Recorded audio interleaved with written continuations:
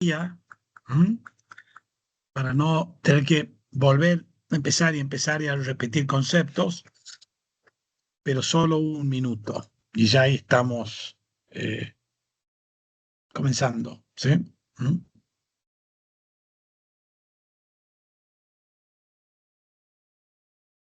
De nuevo, para mí es siempre un honor, un tremendo placer participar ya en esta nueva edición, ya hace muchos años que estoy yo, de la Escuela Judicial en esta materia, con la compañía de los tutores, Pablo Llanelo y Rafa Lobos. Siempre aprendo mucho.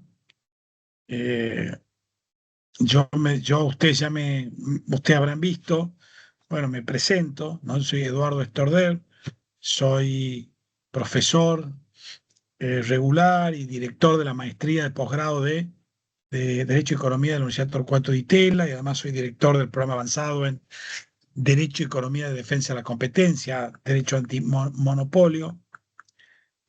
Eh, Soy profesor titular de Economía en la Facultad de Derecho de la UBA, entre otras cosas. Fui profesor y investigador visitante en varias universidades, en Berkeley, en UCLA, en Los Ángeles, bueno, en fin, en ITAM de México, en la Universidad de Cali, en distintos lados también, ¿no? Eh, y bueno, mi especialidad más fuerte es análisis económico del derecho, me dedico a esto, ¿sí? También soy consultor, asesor y litigo en temas de antimonopolio. Fui una especie de juez antimonopolio, un periodo también, como una especie de tribunal administrativo a nivel federal. Eh, bueno, poco, ¿no? Me gusta muchísimo dar clases, me gusta escribir, me gusta el debate de ideas. Aprendo muchísimo de estas reuniones porque no tengo tanta experiencia como ustedes en litigios civiles, por ejemplo, o penales o administrativa. Administrativa un poco, pero por ahí muchas cuestiones eh, que no conozco, entonces aprendo horrores, horrores, horrores. ¿Mm? Los que quieran prender la cámara están absolutamente invitados a hacerlo. Siempre es mejor vernos, pero por supuesto no es obligatorio y se entiende, ¿no? ¿Mm? Ahí Ana Paula. Hola Ana Paula, ¿cómo estás? Ahí veo a Sebastián Araujo también. ¿Mm? Eh, Así que bueno, es un enorme placer estar acá con ustedes, ¿no?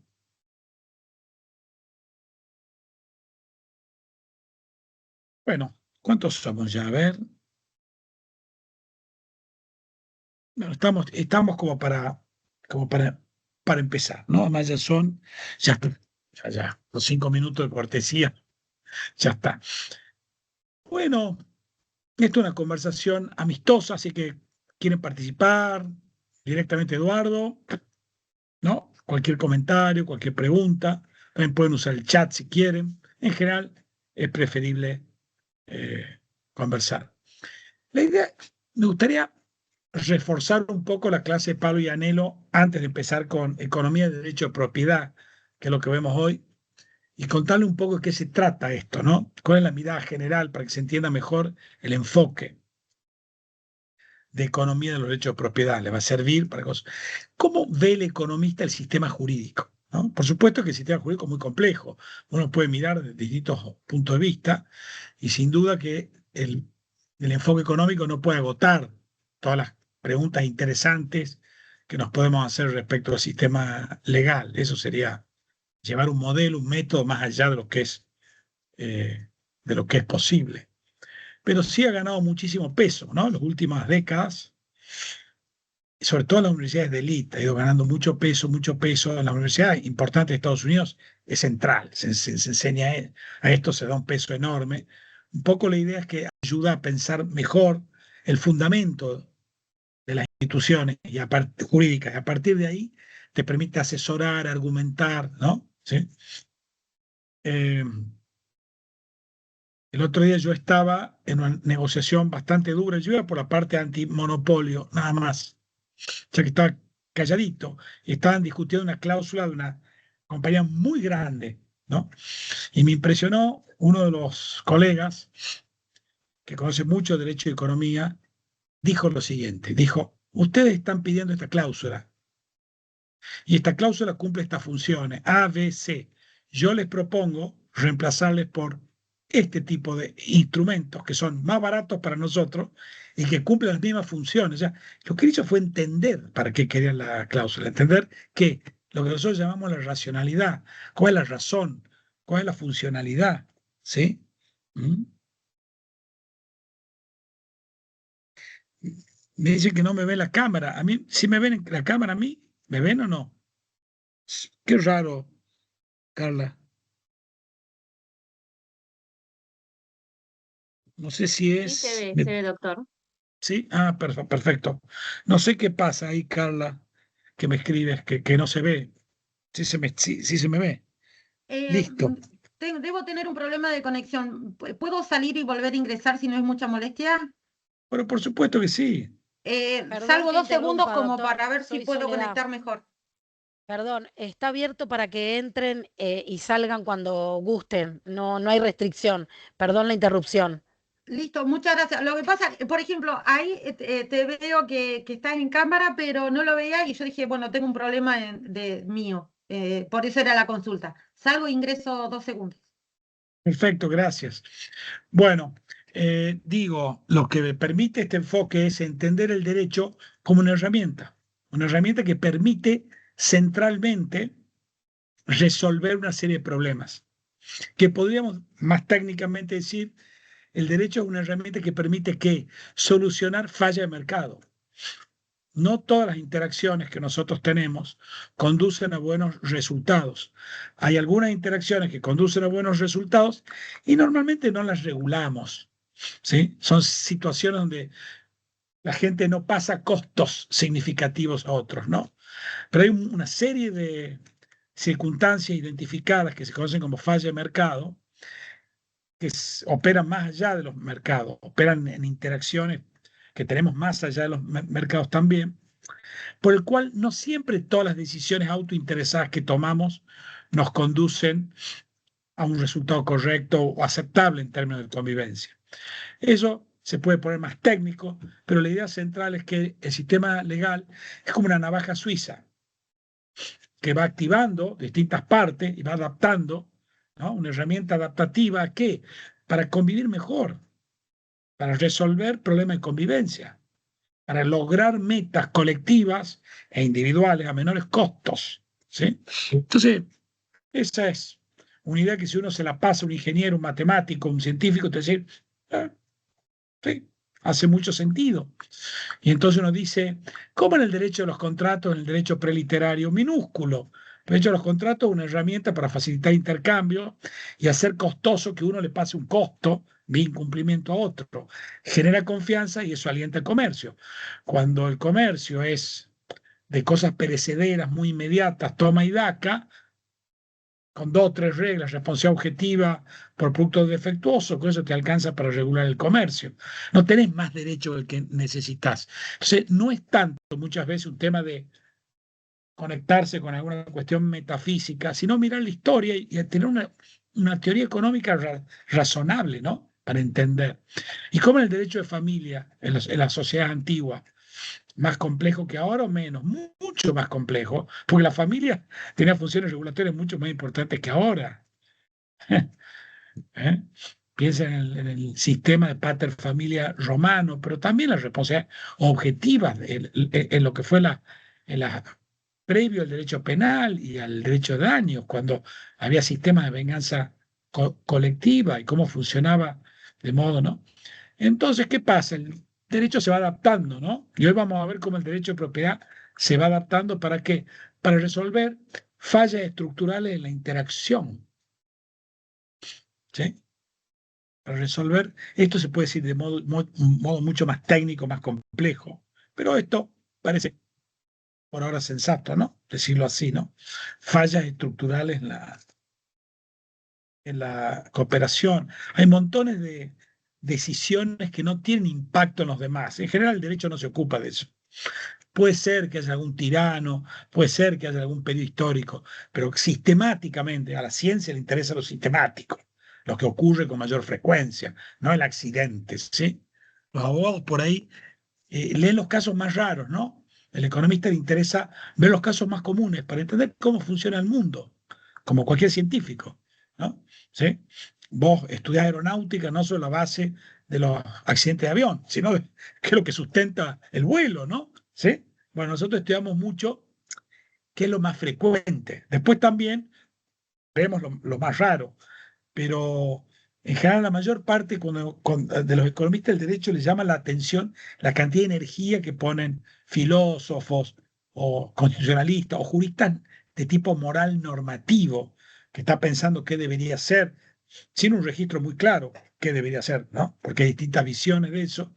En vez de decir, no, no, primero hay que entender bien cuáles son las propiedades de la hipoteca para después entender un caso raro, ¿sí? ¿Sí? Si no, no, es como cualquier fenómeno. Si vas a estudiar un cáncer muy raro, pero tienes que tener el fenómeno del cáncer. Si vas a estudiar la aeronáutica, puedes estudiar los casos que funcionan, después los que no funcionan, ¿sí? Entonces nosotros tenemos, lo que en el fondo, es usar economía, ya está un poco viejo, porque ahora se usa mucho neurociencias, se usa mucho psicología conductual, esto es psicología de tipo más empírica, ¿no? Psicología cognitiva se llama. Y además todas las herramientas científicas asociadas al uso de la economía, como teoría de las probabilidades, estadística, teoría de decisión, teoría de juego. Casi que un amigo, que es un gran profesor, que se llama Tom Ulen, que viene todos los años a Argentina, el profesor visitante en la DITELA, uno de los fundadores de esto, escribió, es coautor del libro más leído en todo el mundo, traducido a todos los idiomas. Él siempre dice, Law and Economics, es decir, economía aplicada al derecho, derecho y economía, ya no es economía aplicada, ahora es el método científico en general. Esto se ha vuelto mucho más interesante en las últimas décadas, porque cada vez se utilizan métodos más experimentales, con neurociencias, con otras, ¿no? Pero nosotros solamente nos guiamos por evidencia científica dura, ¿sí? No siempre te alcanza, por supuesto, para resolver un problema legal importante. A veces que la parte normativa es muy, ¿no? Y desde luego que a veces el método de usar la economía y otra ciencia auxiliar se queda corta.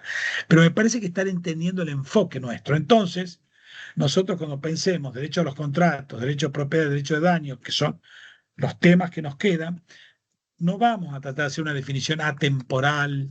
Sí, por supuesto, podemos intentar, pero lo central es que esa definición que vamos a hacer, siempre tomamos en cuenta que funcionan como una herramienta para, ¿no? Y que se ajusta, así como el tamaño de la familia se fue ajustando a la circunstancia histórica, a los cambios en los costos y los beneficios, así como el derecho de daños, el derecho a la responsabilidad civil extracontractual, se fue ajustando cada vez más a riesgos unilaterales e introduciendo responsabilidad objetiva, por ejemplo, ¿sí? Y cuando la capacidad de dañar se puso muy general, empezó a haber acciones de clase para poder, o colectivas, y cuando la causalidad empezó a ser algo muy difícil de estimar claramente, se empezaron a utilizar otros principios tipo precautorio, todo eso que define como el derecho de responsabilidad extracontractual ahora es por razones empíricas, eso como nosotros lo vemos, no es tan moral, ¿no? No, tenemos que pensar, no hay que pensar nada. Cuando algo empieza a ocurrir accidente de modo unilateral, cuando llegan al ferrocarril, bueno, hay mucho accidente que la víctima no puede evitar y lo que hace es cargar la responsabilidad al ferrocarril, ¿sí? Y eso pasa en todos lados al mismo tiempo sin que nadie lo discuta. No es que hay, ¿sí? Y cuando vos ves el tipo de derecho que tenían sociedades similares, en las sociedades preliterarias tenían el mismo, y no había Google ni había comunicación, sencillamente porque el sistema jurídico tiene algunos aspectos estructurales. Eso es lo que más nos interesa a nosotros, mirar el derecho más como un científico, ¿no? Por eso es que no hay mucha diferencia ideológica. Yo fui de visiting en Berkeley, que es muy de centro izquierda, muy progresista, digamos, y fui a George Mason, que es muy de centro derecha. No noté ninguna diferencia en los seminarios, porque aquí lo que cuenta es un modelo, evidencia, se discute muy así, ¿sí? Después sí, en el café sí notás diferencia, pero en los trabajos no. Es puro modelo, evidencia, ¿no? Y bueno, bien, creo que más o menos le estoy completando un poco lo que decía Pablo, ¿no? Ahora vamos al derecho de propiedad, ¿no? ¿Qué es el derecho de propiedad? Bueno, la- para nosotros también uno puede decir que las definiciones son instrumentales. ¿A qué querés vos, no? Y es razonable que los romanos tienen una definición bastante buena, porque ellos lo que les preocupaba era algo que era operativo para la época y buscar contenidos, ¿no? Facultades. Y está bien, lo hicieron bien cuando definieron el derecho más como una relación, ¿no? Esto es muy propio de la tradición romanística, no tanto de la tradición del common law, una relación con la cosa, ¿no? Algo así como un señorío que tengo. Yo tengo la propiedad de esto, tengo una especie de señorío sobre esto, que está, y ahí más interesante, el contenido, ¿no? El utendi, la capacidad de usar, el friendly, la capacidad de obtener los frutos de la cosa, persecuendi, de recuperarla, ¿no? ¿Sí? El abutendi, tan discutido, ¿no? Si puedo acusar, ¿no?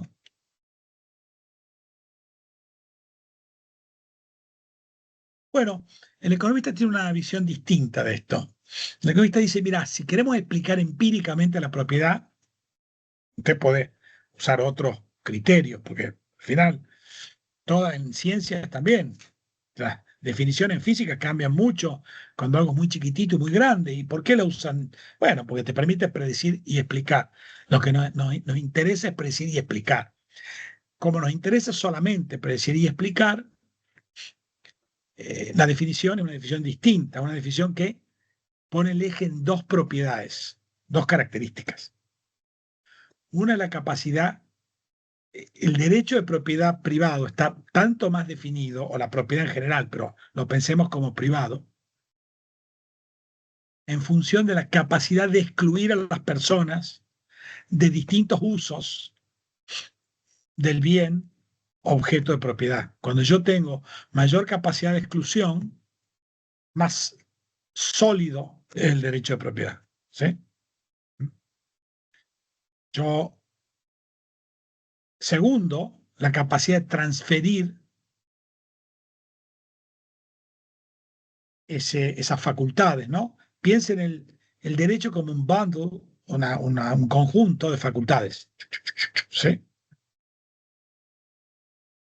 Cuanto más extenso eso, más extenso el derecho de propiedad. Y cuanto mayor puedo transferir a otra persona, mayor el derecho de propiedad. Y de hecho, el valor de un bien no depende del bien, depende de la extensión del derecho de propiedad. Depende de cuánto puedo excluir yo y depende de si puedo transferir eso. Si yo, cuanto más extenso es eso, ¿ok? Fíjense que más grande el valor. Supongamos que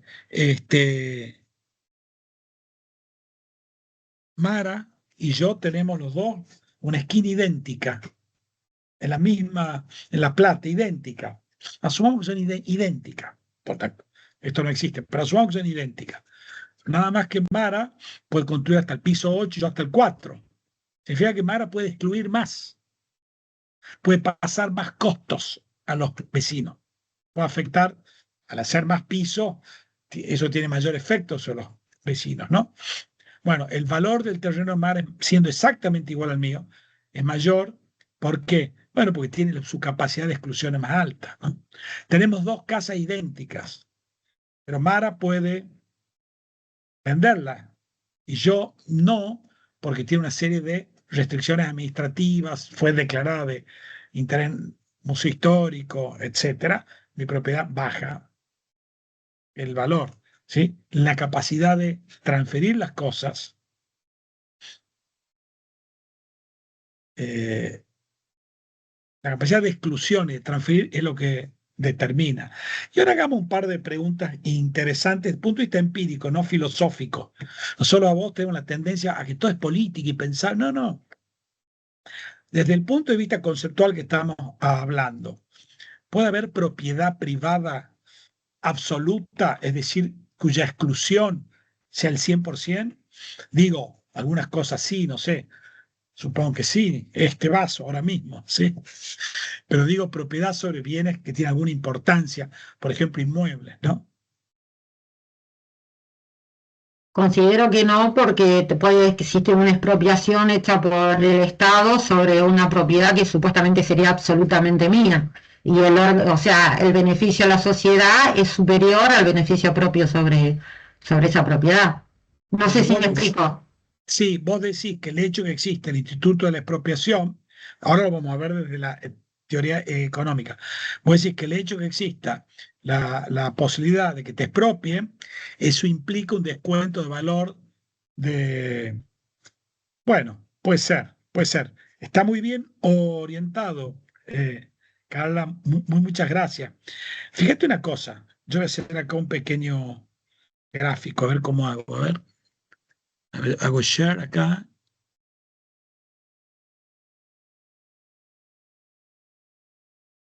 Share. No, no sé cómo hacer share. A ver. Stand out. Side by side. No sé cómo hago share. Supongo que será esto. A ver. Ahí. Dígame si se ve. Sí, ahí Sí, se puso ve tipo el una canalla pizarrón. de... Bueno, imagínense que esto es valor.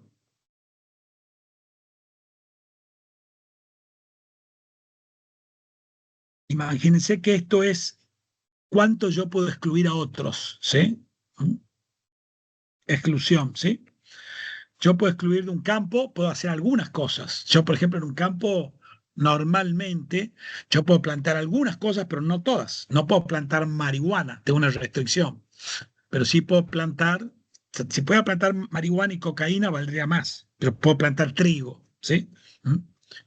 Eh, yo puedo impedir que alguien ingrese a, no sé, andar a caballo, a disfrutar de mi campo, sí. Pero no puedo impedir que pasen aviones, avionetas, tengo un límite, ¿sí? Tengo una restricción a mi dominio. Dado que tengo un río cerca, también tengo restricciones de tipo administrativa, servidumbres administrativas. Bueno, lo que quiero decir con esto es que fíjense esto, ¿no? En general, ¿qué es lo que va a pasar? Eh, Ustedes pueden ver algo así como esto. Uno puede decir, a medida que yo voy, ¿qué va a pasar con el costo? Y a medida que yo voy poniendo más restricciones, las restricciones son más costosas, ¿no? Y a medida que yo voy, las primeras restricciones deberían ser más valiosas y otras menos, menos, menos, menos, menos. Esto es el beneficio de las restricciones. Bueno, este es el límite óptimo de la propiedad. ¿Eh? Supongamos, para que lo tengan claro, esto es en el año 1850, pongamos, antes del frigorífico. Bueno, la verdad que el costo de exclusión era muy alto. Socialmente era muy difícil delimitar la propiedad. ¿Me siguen? Era muy costoso porque poner alambre era imposible. De hecho, había límites naturales, tal río, tal, ¿sí? Línea imaginaria, pero no, ¿sí? Se podía, pero era muy costoso demarcar los campos, por ejemplo, ¿no? ¿Y qué pasaba con el beneficio de los campos? Que era muy bajo el beneficio. El beneficio era así en esa época. Había gente que tenía grandes estancieros, tenían 100.000 hectáreas, pero valían a valores actuales como un departamento de 3 ambientes en Recoleta, quiero decir, por decirte, no eran muy caros. Entonces el óptimo era esto, y la sociedad que los protegía muy poco. La gente, por ejemplo, el ganado era casi propiedad comunitaria, lo que se llama common property. La gente iba y los cazaba y los usaba, se llevaba la piel. ¿Eh?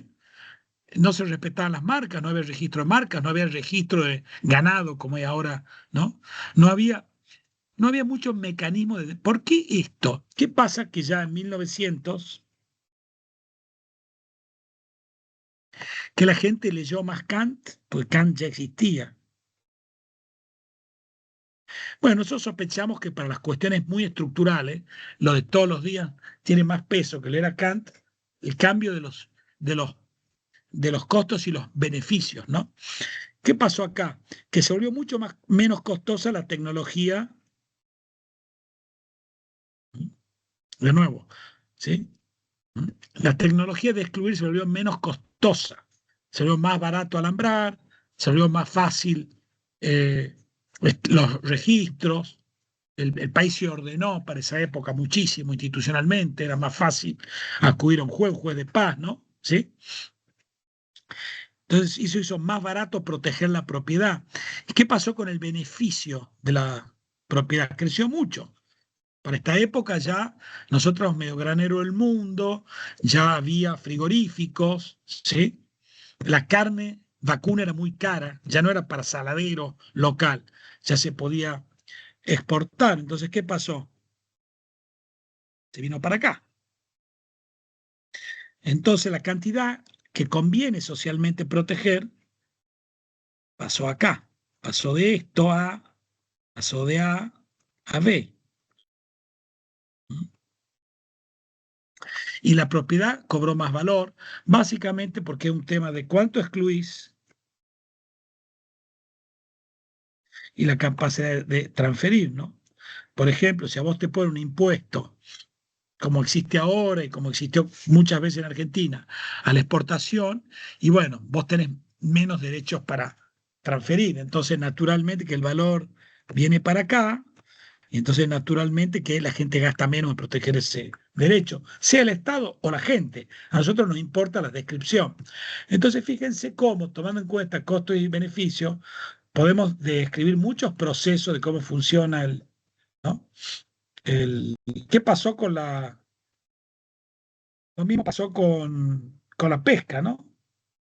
Pesca marítima, en un momento era muy costoso defender y el beneficio era muy bajo porque había muchos peces, era muy barato los peces. Bueno, entonces esto hasta antes de 1950, ¿no? 1940. ¿Y qué pasó después? Y pasó que empezó a volverse más escaso el recurso, entonces el beneficio subió y se hizo más barato.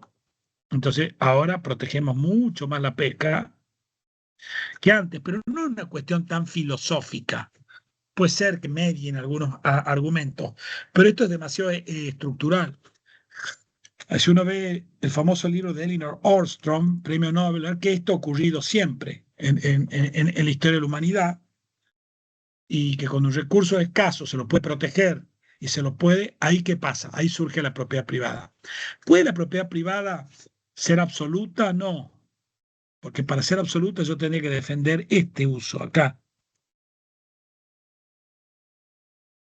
Por ejemplo, prohibir que por mi campo pasen aviones, pero el beneficio social de esto es muy bajo y el costo de que no pueden pasar los aviones es enorme. ¿Eh?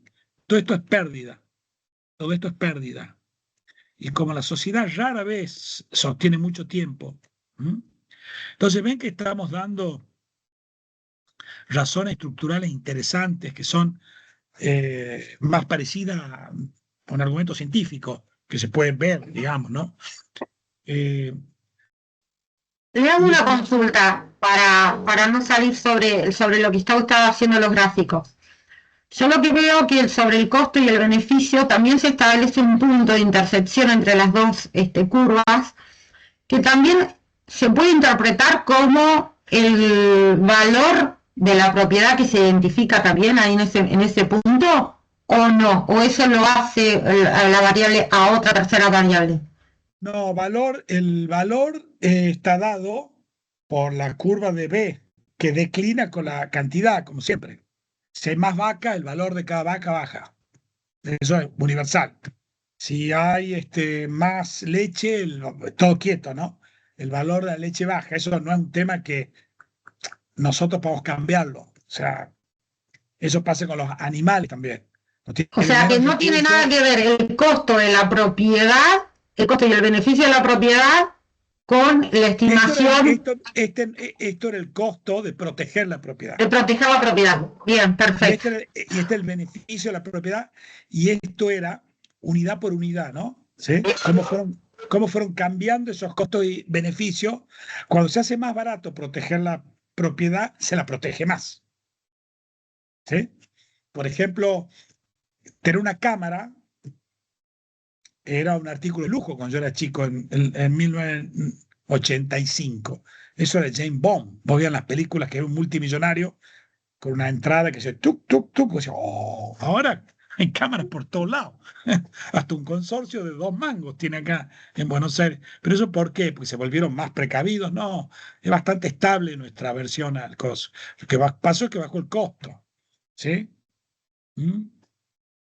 Ok, Cristian, no hay problema. ¿Mm? Se entiende, pero creo que están capturando el enfoque este, ¿no? ¿Sí? Cómo nos interesa lo estructural, nos interesa proveer una explicación, que además sea históricamente consistente y analíticamente consistente, y que permita contrastar los casos, ¿no? Y entonces empezamos a pensar la propiedad como un dispositivo, una herramienta, simplemente. ¿Mm? No es que, no es que haya algo, entonces la pensamos. Entonces, el argumento, ¿existe la propiedad privada 100 no, desde este punto de vista, puede ser desde otro punto de vista, moral, discusiones filosóficas, nosotros no entramos ahí. Pero desde el punto de vista que nosotros estamos trabajando, no, porque vos nunca vas a tener la propiedad cuando el costo de defender alguna de las facultades que incluye sea más alto que el beneficio. Esa es la razón por la cual no había eh, eh, en Europa, por ejemplo, hay muchos casos, pero digamos en Inglaterra, para citar un lugar famoso, recién a partir del siglo XVII empieza a haber cercamientos sistemáticos de tierras que eran comunales, pero eso empieza a ocurrir cuando se vuelve escasa, es decir, cuando el valor de la propiedad es más caro que las técnicas de cercamiento. Yo no voy a proteger algo cuyo costo de protección es más alto que el beneficio. Así como no lo hago yo, no lo hace la sociedad de modo sistemático tampoco. Puede ser algún error histórico, puede ser alguna, como también en el derecho hay cierta autoridad, sobre todo en la forma jurídica moderna, puede ser que hay áreas del derecho que tienen periodos de irracionalidad, pero en lo más grande, en lo más estructural, que es lo que nos interesa como científicos, como gente que utiliza el método científico, no sé si científico, es ver, tratar de entender ¿no? el comportamiento. Entonces así nosotros tratamos de ver de este punto más descriptivo. Si hay exclusión y hay transferibilidad, hay propiedad. Por ejemplo, en Lima, en la década del 80, vino un montón de gente a Lima, como 2 millones de personas, porque Perú era muy pobre, ya no es tan pobre, está mucho mejor ya hace décadas, pero era muy, muy pobre en esa época, mucho más que nosotros, ¿no? Y entonces la gente se mudó a Lima y ahí ocurrió que un señor que vino y ocupó una esquina en la plaza. Y este señor que ocupó esquina en la plaza era medio karateca, o sea, un tipo capaz de excluir a otros por la fuerza, tal que la gente no quería ingresar mucho, ¿no? A su propiedad, a su esquina.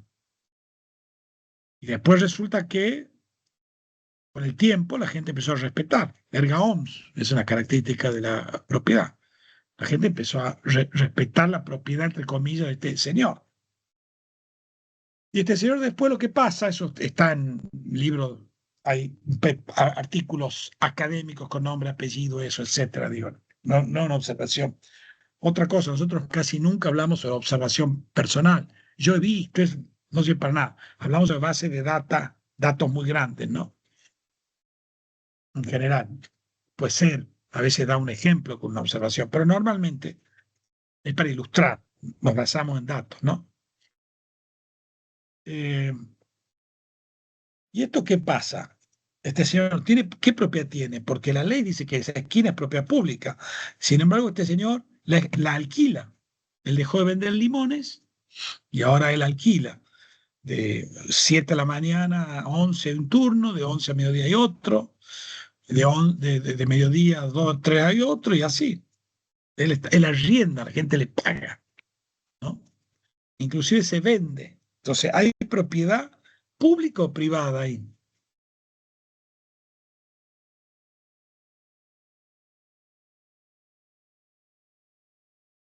Acuérdense que nosotros, El uso y la disposición la está haciendo la persona. Por lo tanto, ahí tendríamos una propiedad privada. Lo que pasa es que hay que dar el tema pero bueno, ahí ya nos iríamos a el tiempo en el uso que lo hizo, si le dio el permiso para adquirirlo como propietario, digamos, pero él no tuvo nunca la propiedad escrituraria o lo que fuera. Fue solamente el ergaons que hizo que él fuera, o sea, que se impuso ante la sociedad. exacto, exacto. Para nosotros eso es para explicar y hacer predicciones es propiedad privada. Lo que pasa es que es propiedad privada, pero como no es tan segura, es mucho más seguro tener un título público, además de, ¿no? Entonces lo que hacemos así, por ejemplo, a ver.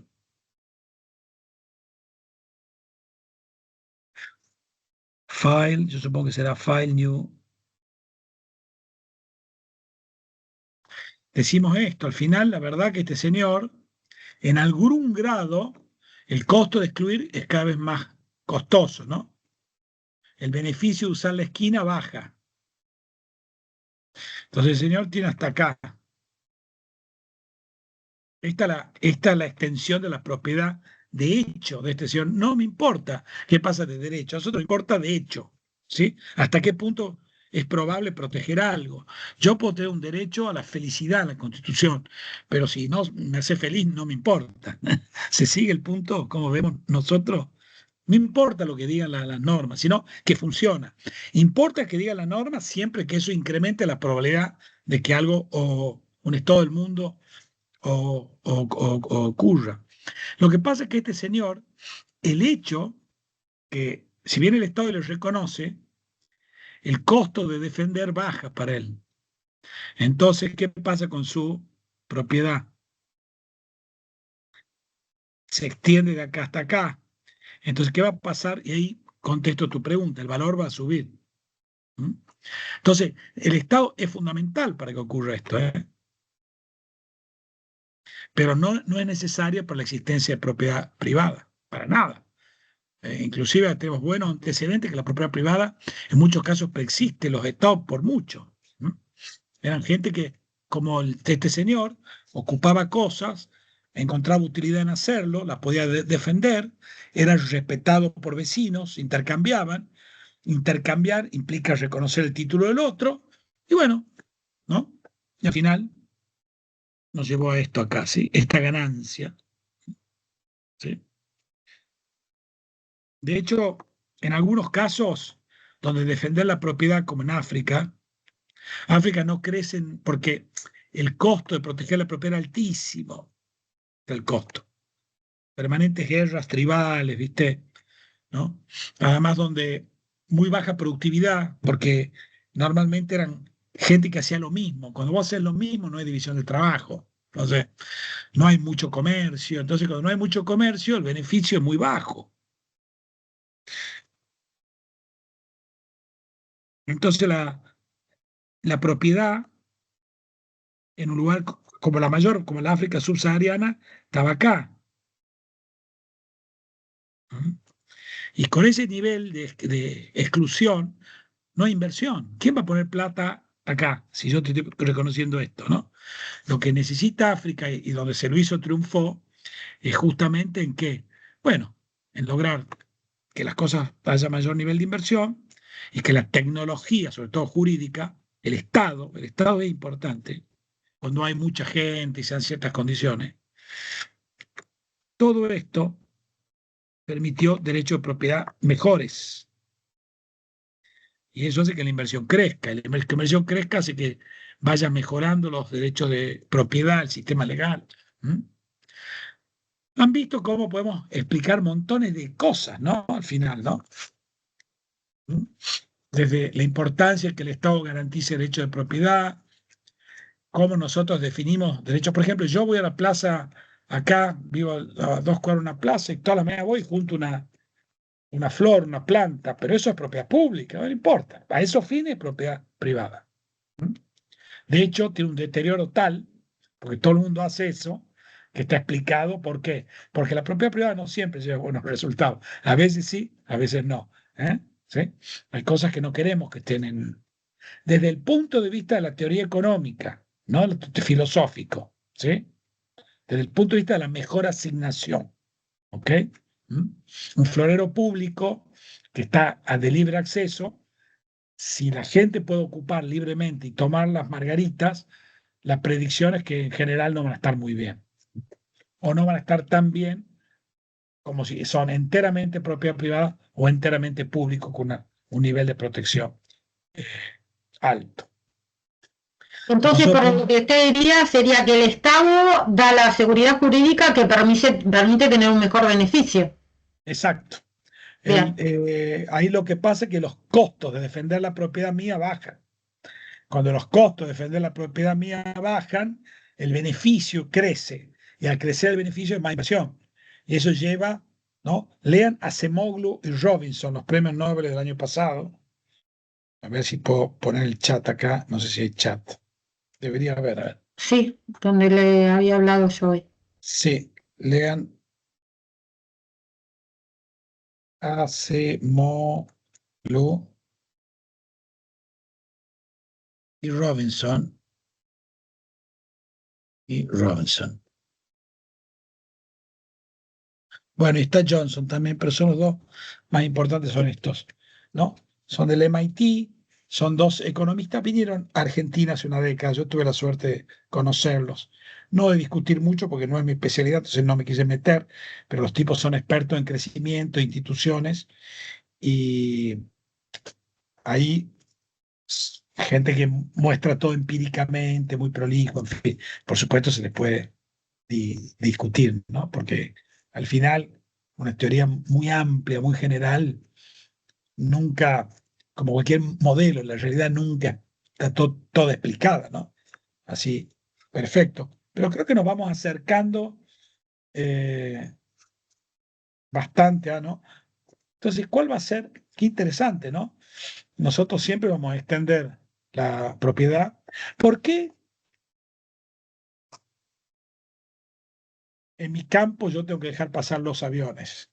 La verdad que suponete que yo tengo un campo cerca de La Plata, ya que está en algún lugar lindo. Yo puedo hacer asado, pileta, lo invito a ustedes, qué lindo, todo folclórico, con gauchos, todo un encanto, y de golpe pasa un avión ahí y hace un ruido. Es un costo para mí. Pero ¿por qué la sociedad tolera eso? ¿Cuál es la razón?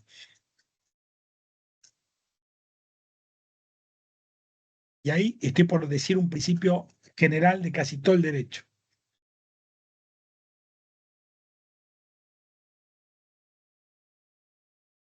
Porque el cielo, el espacio aéreo no es de mi propiedad.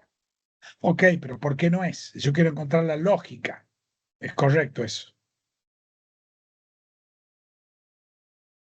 Porque es privado, o sea, es público y es de todos, no existe, no se ejerce la propiedad sobre cierta superficie arriba de lo que es la tierra.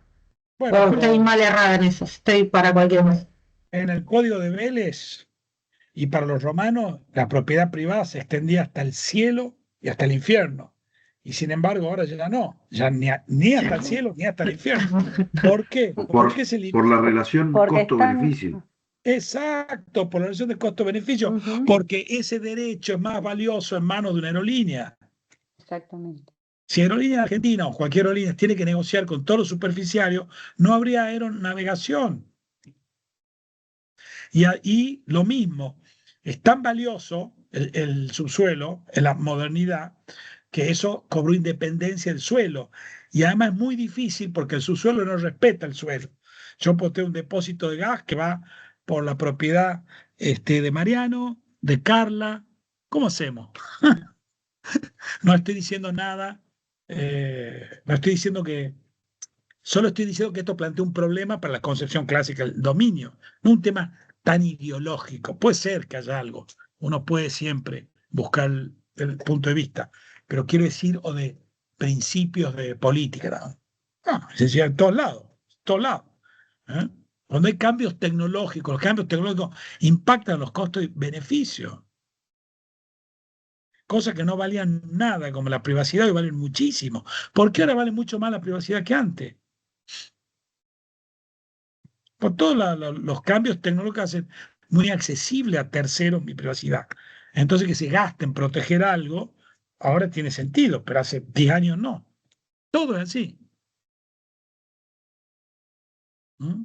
Después podemos discutir cuánto gastar, si este detalle, y ahí sí que hay que valorar y hay que mirar, también se puede hacer economía. Pero fíjense qué interesante, cómo vamos viendo qué puede ser objeto de propiedad. Entonces, otra pregunta. Ya vimos qué define la propiedad, cuál es la definición de propiedad, cuál es el alcance óptimo, por qué no podemos, ¿no? Y vimos que la propiedad es una cuestión más fáctica que normativa, pero que la parte normativa y el Estado es clave para qué, para incrementar el valor de la, ¿no? Y a veces para crearla, inclusive alguna propiedad que sin el Estado directamente no funciona, como las patentes, por ejemplo. Entonces el Estado cumple un papel importante, eso es innegable. Si es que nos interesa maximizar el producto, por ahí no nos interesa.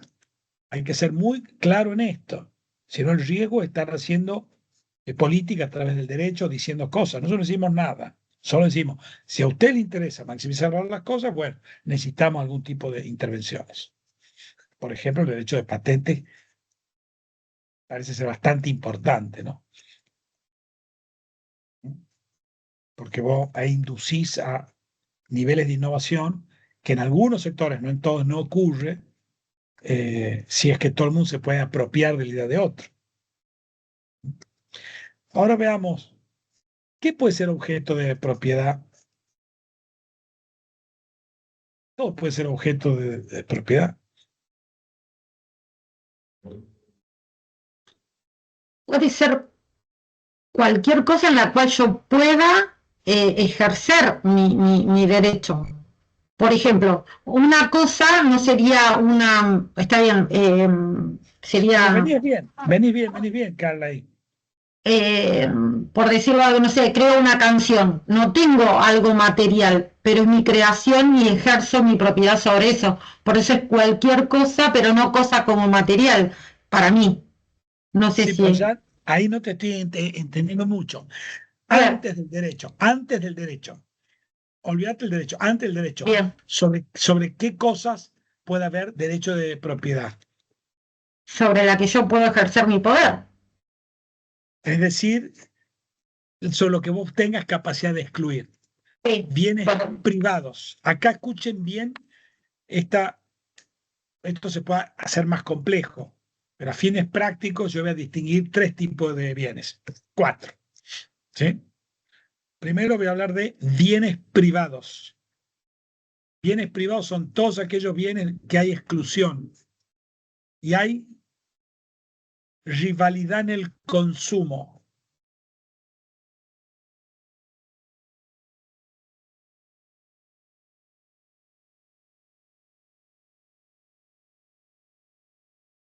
¿Sí? ¿Qué significa esto? Un chocolate.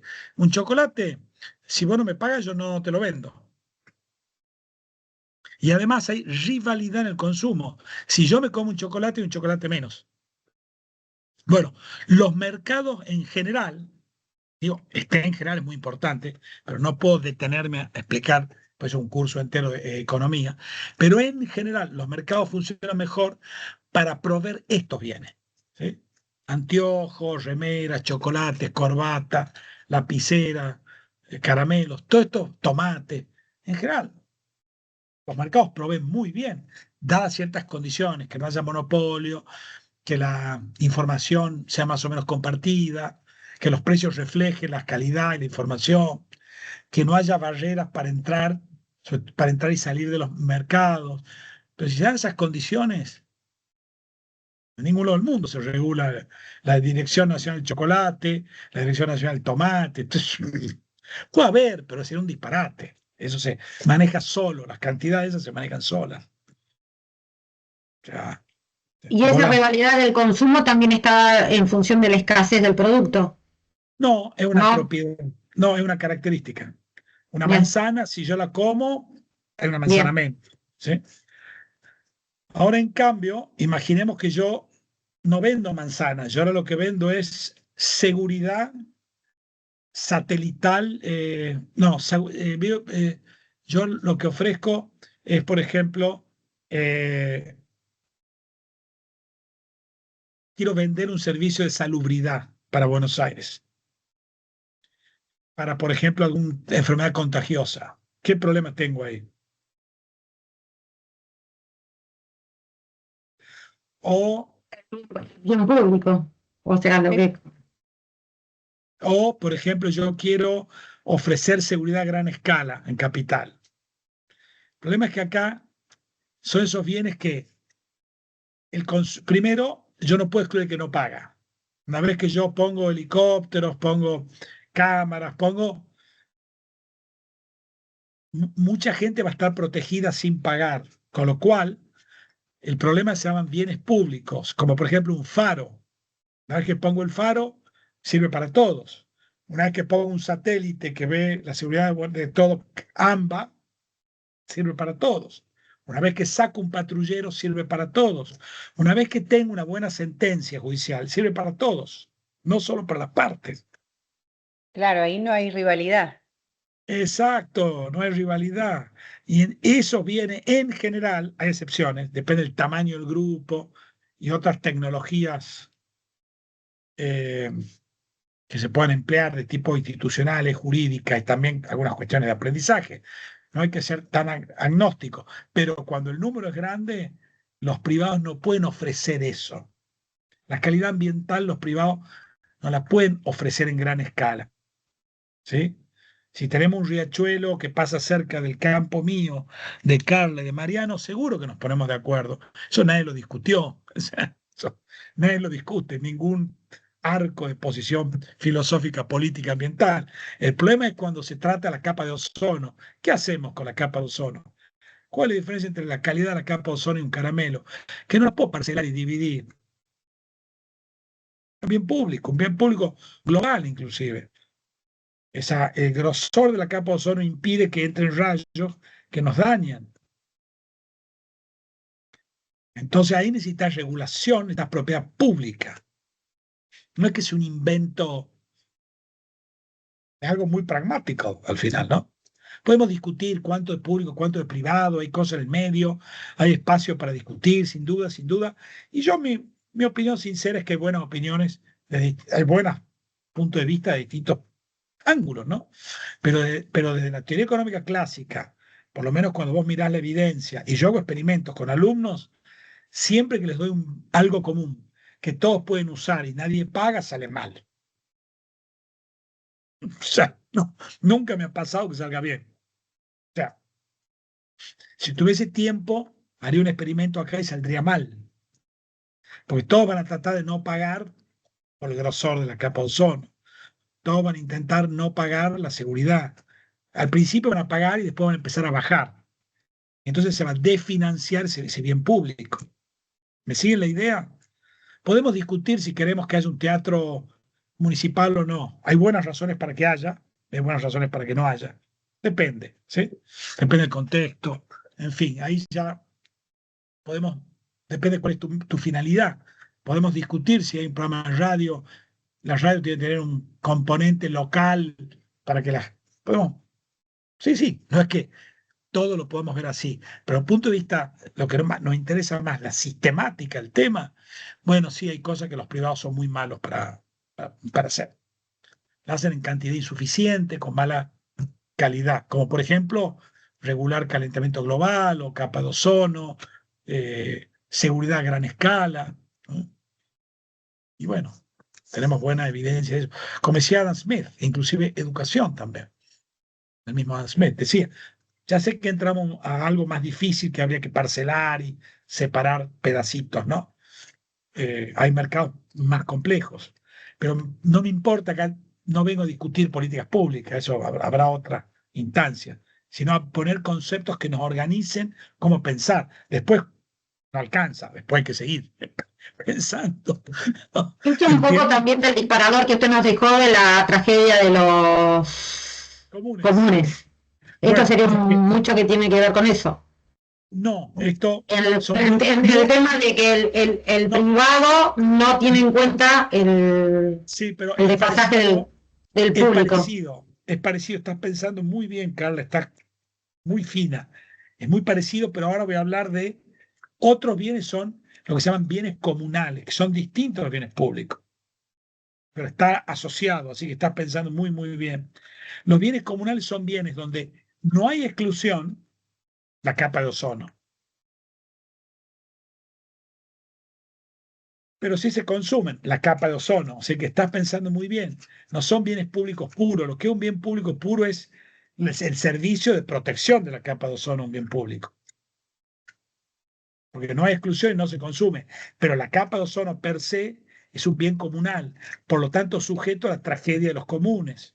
Tragedia de los comunes es el uso indiscriminado, producto de qué?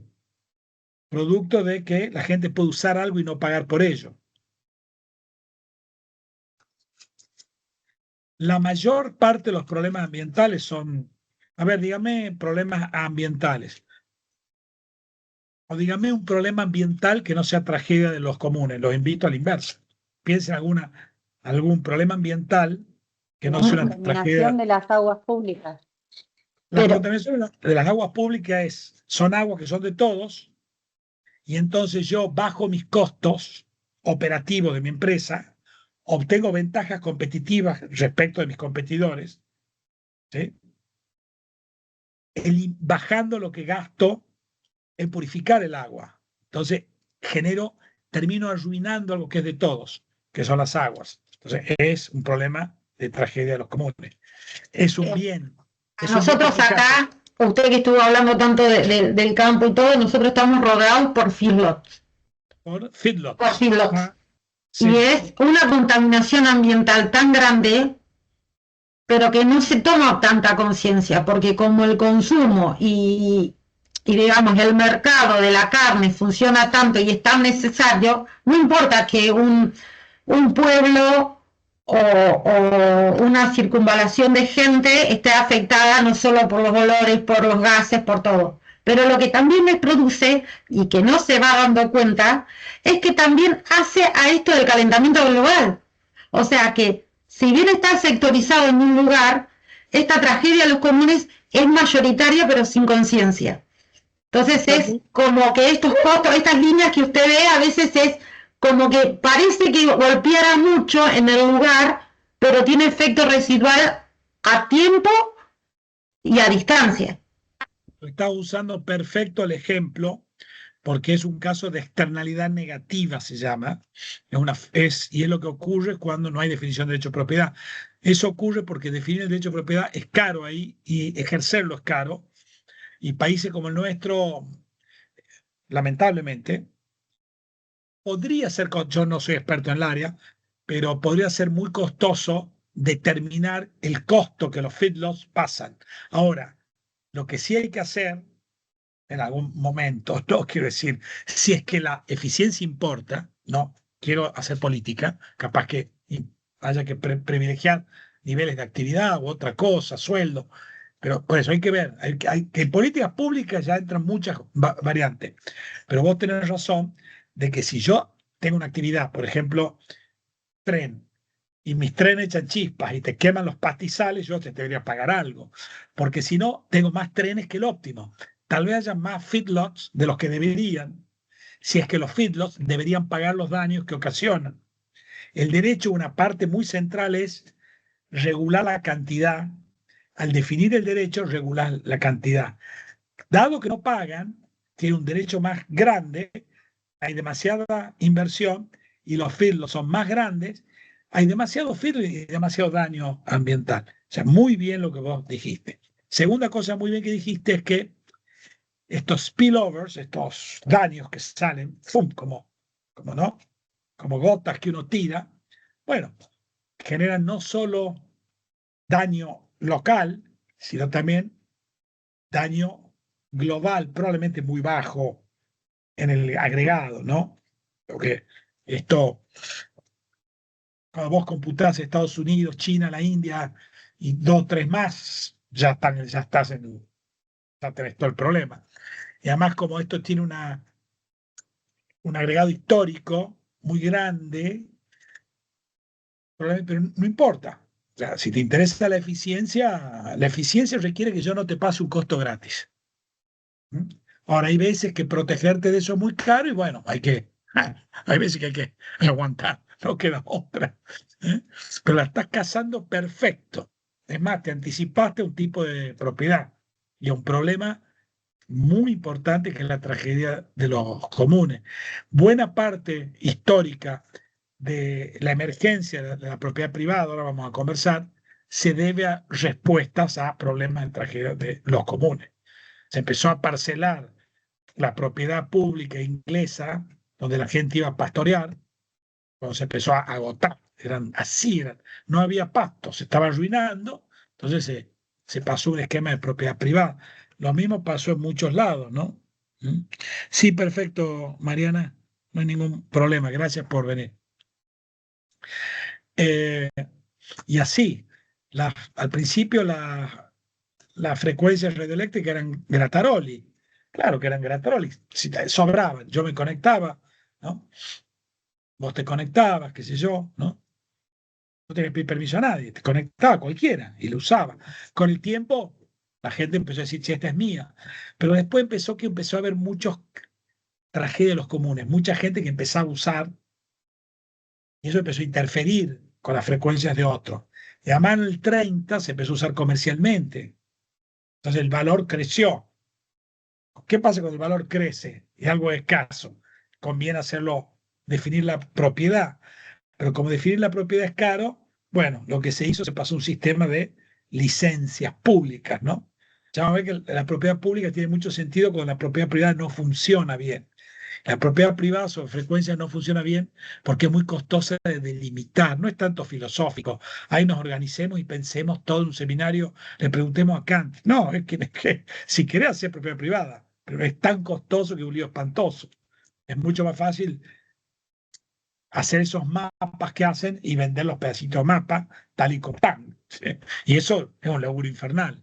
Yo cuando estuve en la agencia antimonopolio tuvimos que hacer eso porque ordenamos la desinversión de en una fusión muy importante, ordenamos una compañía muy grande que tenía que vender aire y era un lío espantoso. Llamamos a técnicos muy especialistas en el tema, realmente era un quebradero de cabeza, ¿no? Digo, complejo. Bueno, imagínate vos, el derecho usual está para defender propiedad clara, neta, fácil. Vos entras a mi casa, yo no sé, te robo el auto, bueno, eso sí, pero estas cosas más técnicas necesitas regulación a veces, ¿no? Y ahí necesitas a veces propiedad, a veces, ¿no? Propiedad pública. Estoy tratando de decir lo que funciona en el mundo y en la historia más o menos, por supuesto con ciertos desvíos como cualquier disciplina. Pero muy bien. Y hay algunos bienes que se llaman bienes clubs que están en el medio, ¿no? Que son bienes que la gente eh, puede usar, son bienes que podés excluir, pero una vez que la gente está dentro, no hay rivalidad del consumo. ¿No? Como por ejemplo en la pileta un club, yo puedo excluir y solo los socios. Ahora, una vez que hay socios adentro, los socios pueden hacer uso indiscriminado, casi, ¿no? Realmente lo que necesitas es una especie de regulación interna, ¿no? Los ecosistemas digitales se parecen a eso. No sé, Google podría excluir a algunos usuarios, WhatsApp podría excluir a algunos usuarios, Instagram, el tema, de hecho, es que excluyen, porque les cobran a otras aplicaciones para que las usen, ¿no? Entonces yo A quiero eso es lo ver que iba a decir. Ellos también tienen la facultad esta de excluir, siempre y cuando tenga, digamos, dentro de sus integrantes alguien que se siente afectado en sus derechos o en alguna exposición que ha hecho. Pero No, tiene que haber. ellos pueden excluir por negocio también. Está bien, Ah, porque si bueno. no, no habría, si no, Bueno, pero cuando hablamos de negocios, estamos también hablando de una cuestión de propiedades y de derechos de lo otro. Estamos también ejerciendo el derecho de exclusión, que es lo que obvio, están. obvio, lo que estoy diciendo yo acá es que en los ecosistemas digitales, por ejemplo, Apple, ¿no? Yo Ajá, puedo bajar en Apple algunas apps, ¿sí? sí, Pero Apple les cobra las apps, ¿sí? Les cobra las apps. Y no solo les cobra exclusión, pero una vez que una app está dentro, te puede canibalizar todo el ecosistema. Puede poner cosas de muy mala calidad sí. que afecte el funcionamiento de los celulares. Entonces vos te vas a dar cuenta que siempre que un bien es club, hay un precio y hay una especie de regulación interna. ¿Sí?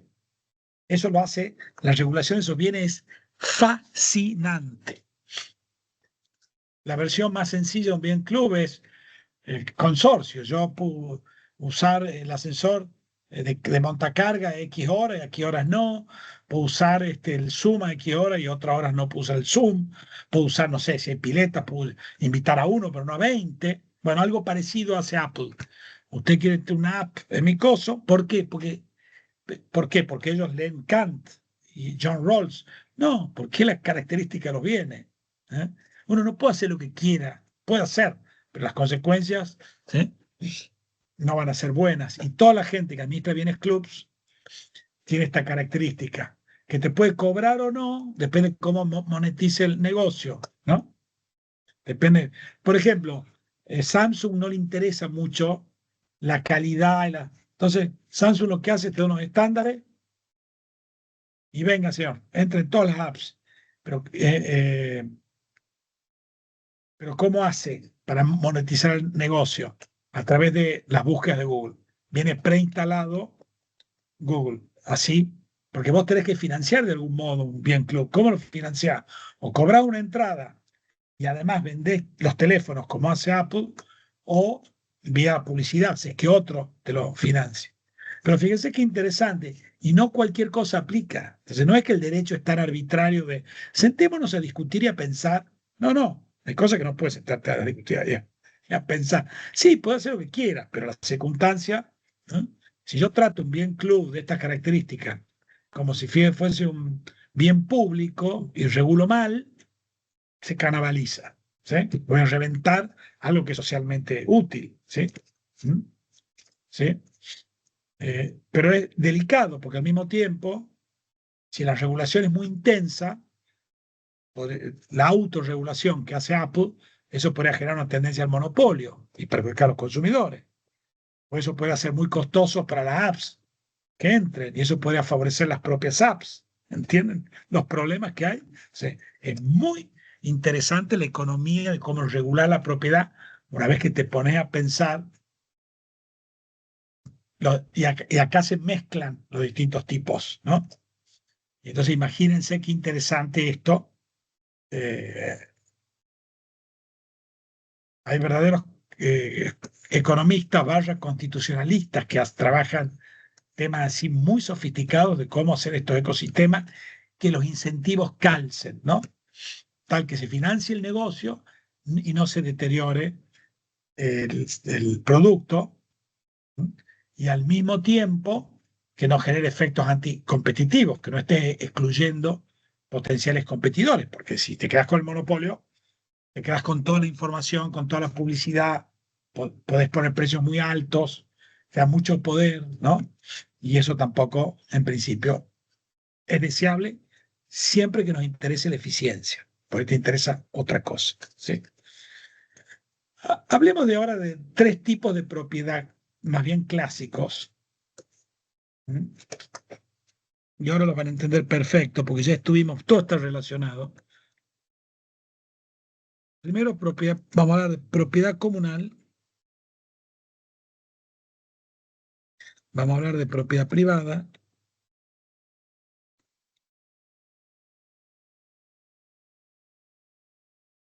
Y hablar de propiedad pública. ¿Mm? Por propiedad comunal refiere justamente a la propiedad que se ejerce sobre propiedades, sobre bienes comunes, que ya hablamos, que son aquellos bienes en los cuales no hay exclusión, pero el consumo sí es rival. Es decir, yo no puedo excluir al que no paga. ¿Sí? Somos todos miembros de una comunidad que somos todos propietarios ribereños de un lago que tiene peces muy valiosos. Y todo el mundo va y pesca. Y excluir es muy costoso. ¿Mm? Entonces, ¿qué pasa con la propiedad comunal? Esto va a propender a que crezca la cantidad de cardúmenes o a que baje, y en qué condiciones. Pregunta para ustedes. Obviamente que, Sí. perdón, yo no sé, medio como que me largo y no los dejo participar a los demás. Me pero callo, me todo lo que callo. pero Carla, las cosas que venís contestando son muy buenas, ¿eh? En función de lo que usted estaba hablando del consumo, yo creo que ahí, o sea, si nosotros maximizamos la pesca, obviamente que va a bajar los cardúmenes y obviamente que no se va a poder regenerar. Entonces vamos a empezar a encontrarnos con la escasez y eso obviamente no va a ser beneficioso ni siquiera para el bien comunal. Y en ese Bien, caso, bien está. la pregunta mía es, dentro de los que usan, porque ya, si bien usted me dice que no hay rivalidad, perdón, que consumen pero que no hay exclusión, ¿no puede ser que se delimite esta rivalidad, o sea, que se la estructure para el bien de todos, de la comuna? Sí, y lo que decís vos, eso ha sido mostrado por Elinor Ostrom en un libro que se llama Governing the Commons, es decir, gobernando los comunes, que le llevó un Nobel Prize porque hizo un análisis tan fino, empezó a mostrar que por supuesto que en estado puro, nosotros trabajamos con modelos como la física, pensamos el caso más puro. El caso más puro es la gente va y puede pescar sin ningún tipo de exclusión. ¿Eso es eficiente? Depende de la cantidad de peces y pescadores. Si hay muchos peces y pocos pescadores, ese arreglo es óptimo. No vas a vos poner derecho de propiedad sobre algo que no es escaso, porque no tiene sentido. El aire no tiene hoy, afortunadamente todavía, yo estoy respirando y no pago. ¿Sí? ¿Por qué? Porque en estas condiciones es suficientemente abundante. Ahora, a 50 metros abajo del agua, tengo que pagar una máscara y pagarlo, eso escaso en esas condiciones. Depende de la utilidad y la escasez, ¿no? Ahora, entonces, por supuesto que va a haber propiedad comunal eficiente, pero a medida que los comuneros crecen, y si es que no logran encontrar prácticas, a veces son prácticas que se organizan entre ellos mismos. Una muy conocida, por ejemplo, son los clubs. ¿Eh? Todo el mundo pesca, nos quedamos sin peces. Y como eso se dan cuenta que hay un problema, porque todo sobrepesca, porque es una carrera, y eso lleva a la tragedia de los comunes, ¿no?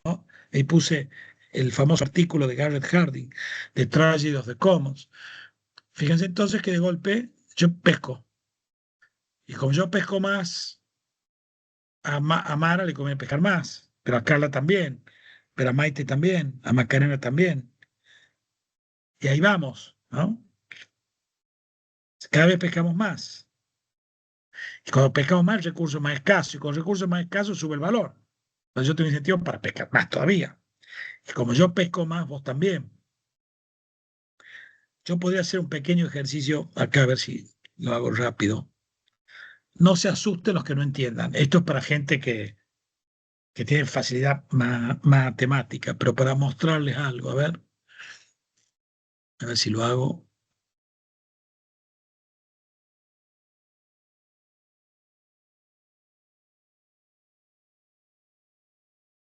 Se los muestro intuitivamente, a ver. A ver quién me quiere jugar a mí este juego. Si me ganan, no sé, Les doy un premio especial. Eduardo juega acá. Yo puedo pescar mucho, pescar más que la cantidad que sostiene el recurso, o pescar menos, es decir, degradar el recurso. Perdón, pescar mucho y menos. Si pesco menos, el recurso es sustentable en el tiempo y crece. Y acá ponemos ustedes, alumnos, que puede hacer lo mismo. Puede pescar más o puede pescar menos. ¿Sí? A ver, voy a hacer una cosa. Bueno. ¿Por qué no lo Sí. combina? Por ejemplo, donde Sí, los alumnos sí, pescan sí, menos, usted pesca más. Y donde Eso, los... sí, eso estoy por Ah, hacer. perdón, porque si no, todos pescaríamos más y en ese sector no tendría nada, en el otro tendría mucho y en los otros no habría rivalidad. No sé si me explico lo que le quise. Cuando vi el gráfico así fue lo primero que me salió. Si todos pescamos poco, yo pesco poco y ustedes pescan poco, tenemos peces hoy y mañana. Exacto. No, llevamos un 8. Si pescamos mucho, y esto es pez para hoy, hambre para mañana, vamos a tener un problema, una crisis, ¿no? ¿Mm?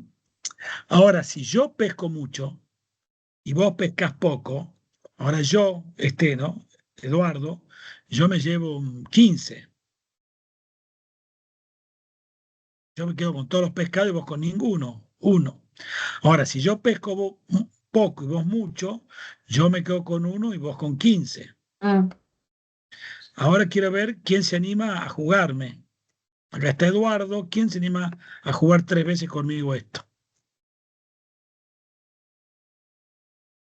Vos, Carla. Bien, ¿qué quiere que haga?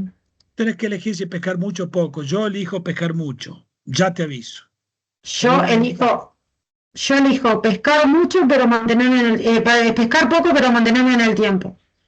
No se Usted puede. me dice, No, el tiempo son las veces que vamos a jugar. Hoy me bien, levanto y yo pesco usted pesca mucho. mucho y yo voy a pescar poco. Bueno, entonces yo me llevo un 15 Sí, y vos te llevas un 1. Yo sí, ya te gané. Ahora vamos al sí. día siguiente. Yo pesco mucho. ¿Qué haces vos ahora? Y yo voy a tratar de pescar más, pero me voy a quedar sin nada. Porque si Bueno, no, usted o yo nos quedamos sin nada. pero esto es matemática, no podés hacer un relato. Pescas poco o Bueno, mucho, poco o mucho. mucho. Listo, nos llevamos un 2-2 cada uno. Y ahora yo al día siguiente pesco mucho. ¿Vos qué haces? Y me voy a mantener en pescar mucho. Entonces de nuevo sacamos un 2-2. Sí, Estamos degradando el recurso. Y ahora y yo pesco sí. mucho. ¿Qué va a hacer vos? Y voy a seguir pescando mucho, porque si usted me dice que mantenga la lógica simplemente de competición sobre el consumo, voy a hacer eso. Brillante. Porque si yo pesco muy bien, tenés muy buenas intuiciones, te felicito. Fíjate que yo no he explicado esto, pero vos ya lo intuiste. Si yo pesco mucho, vos tenés que elegir entre 2 y 1. Sí, Y 2 es mejor que 1. Entonces esto a vos no te conviene. no. Si yo pesco poco, Eduardo pesca poco, vos tenés que elegir ahora entre 15 y 8. ¿Qué te conviene? ¿15 u 8? Y por convenir me va a convenir 15. Bueno, entonces vos siempre vas a pescar mucho. Sí, ¿Y a mí qué me conviene? ¿El 2 o el 1? y a usted le va a convenir el 2. Esto se llama, ¿se acuerdan la película Una mente brillante del matemático que ganó el premio Nobel, que veía Beautiful Mind? Sí. Véanla. Bueno, se llama John Nash. Esto es un equilibrio en Nash. Este es el único resultado estable. Esta es la predicción. Esto muestra una falla del mercado, muestra un problema de coordinación social, donde lo que pasa es que nosotros tendemos a hacer esto.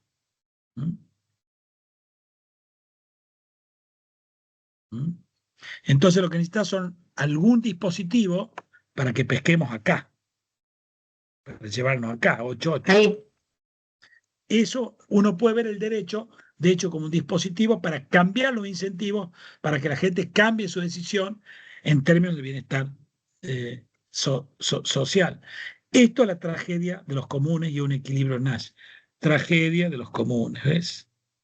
Acabo de demostrar, si quiere jugar alguien conmigo, para que vean que no me van a ganar nunca y que vamos a tener siempre jugando eso, digo, si hay algún escéptico, nada más claro que mostrar un experimento así en vivo. Chao, la gente no duda más. Acá tiene esto es lo que pasa con la sobrepesca. ¿Mm? Porque es una tragedia de los comunes. Estaba pensando que también puede ser un ejemplo que aplica con la misma lógica la tala de árboles. Exacto. Si yo soy un propietario, copropietario condómino de un bosque, vos también, lo más probable es que al principio saque leña para mi uso personal, vos también, hasta que va a llegar un momento que ¿qué va a pasar? En algún momento puede ocurrir como pasó en los indios en la península del Labrador, que había unos castorcitos que todo el mundo consumía para consumo personal, hasta que se puso de moda la piel de castor en Europa. ¿Qué pasa cuando se puso de moda? Aumentó la demanda. Cuando aumentó la demanda, aumentó el precio. Entonces yo ahora ya no cazaba un castorcito, ahora cazaba 10 castorcitos. Pero como ustedes sabían que yo ya cazaba 10 castorcitos, lo mejor que usted puede hacer es cazar la mayor cantidad y yo también.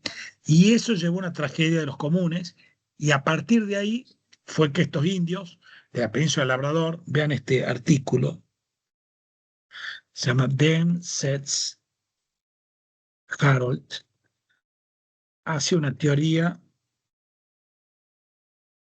de los derechos de propiedad.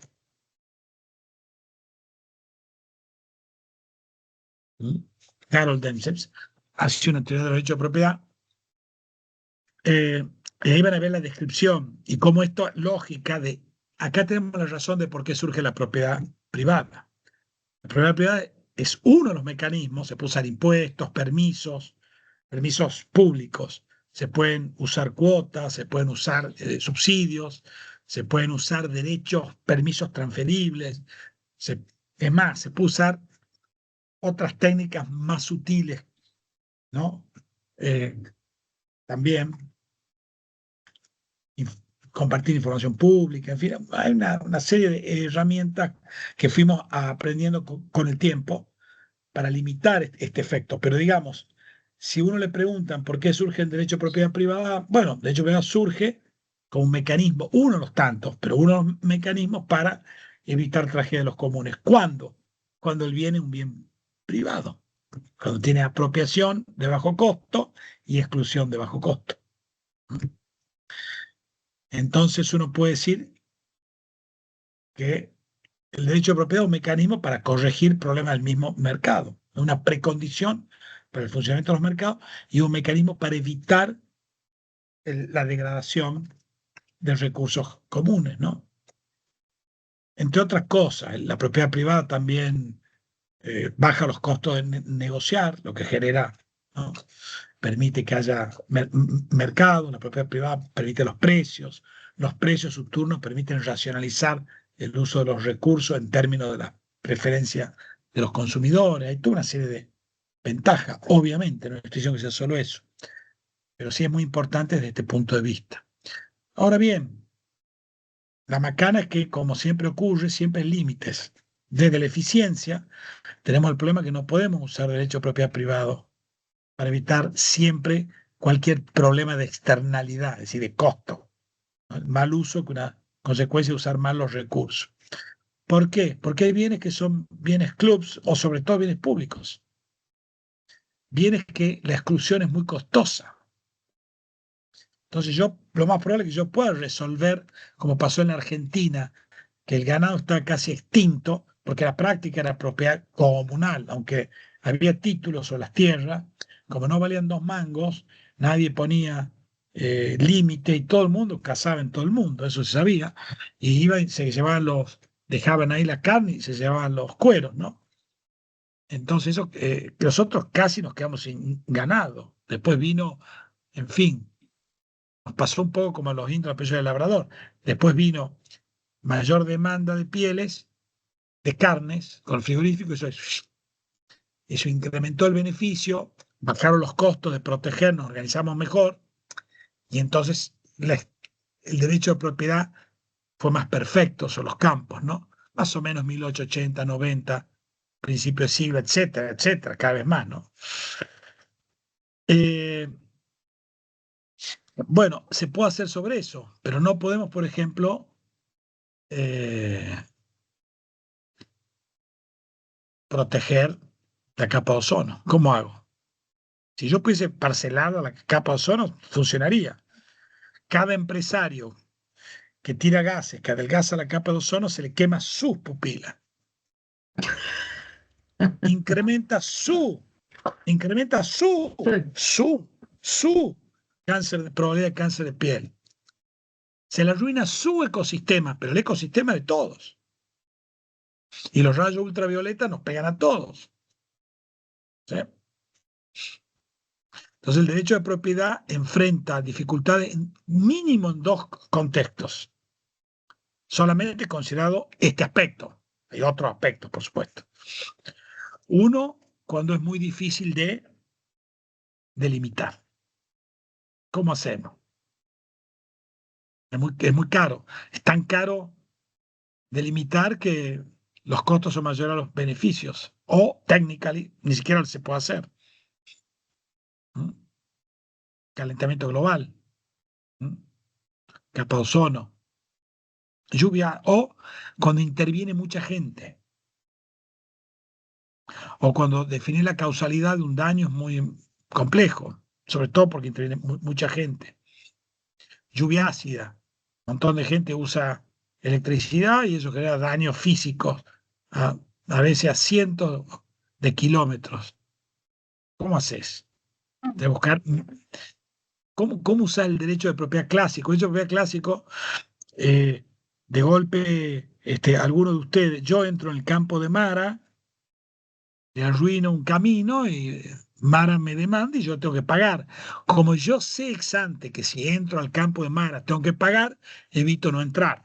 Así funciona el sistema legal cuando es eficiente, minimiza conflictos. Nosotros vemos el derecho como resolución de conflictos. No, lo más importante es que minimiza conflictos. Si yo sé que le tengo que pagar a Mara, entonces adopto cuidado para no generarle daño al campo de Mara. Ahora, ¿qué pasa cuando se trata de lluvia ácida? Cuando yo tengo una central eléctrica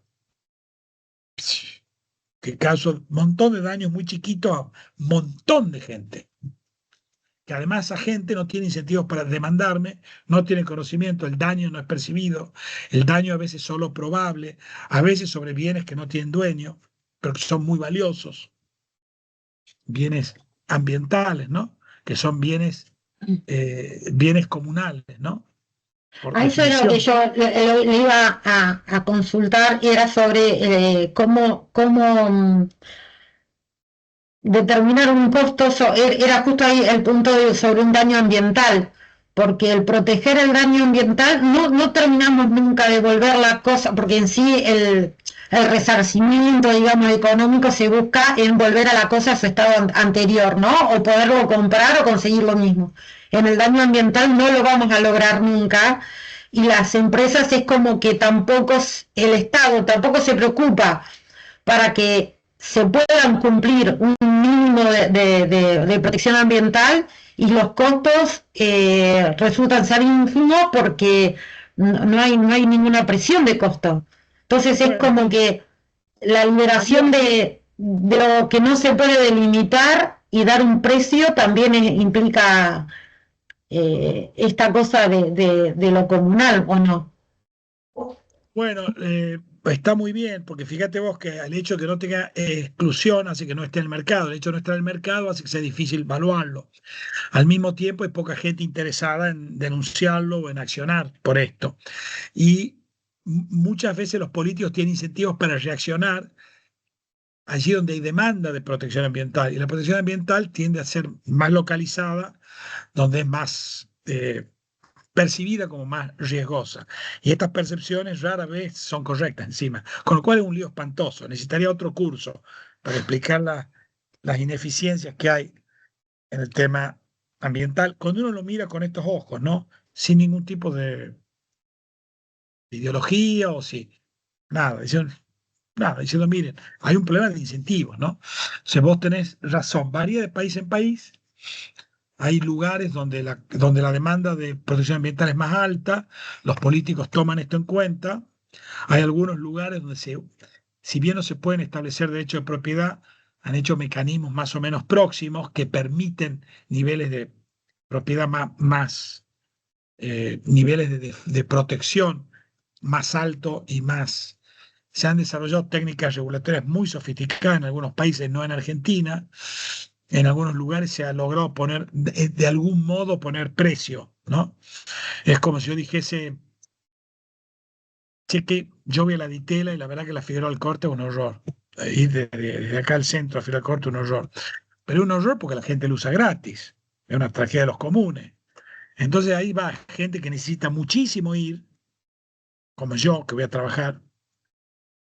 Pero también van adolescentes que están tonteando, que por ahí podrían haber ido por otro lado, ¿no? ¿Cómo hacemos para que se use mejor eso? Bueno, no digo que hay que hacerlo, pero digo, hay muchas cosas que se pueden hacer. Se pueden poner, por ejemplo, cuotas y transferibles. Entonces yo les compro a los adolescentes. ¿Eh? Entonces termino usando Figueroa Alcorta a la gente que más lo valora. Y entonces al final puede haber un precio que regule el uso de Figueroa Alcorta. No digo hacer eso, hay buenas razones para no hacer eso. No lo tomen literal.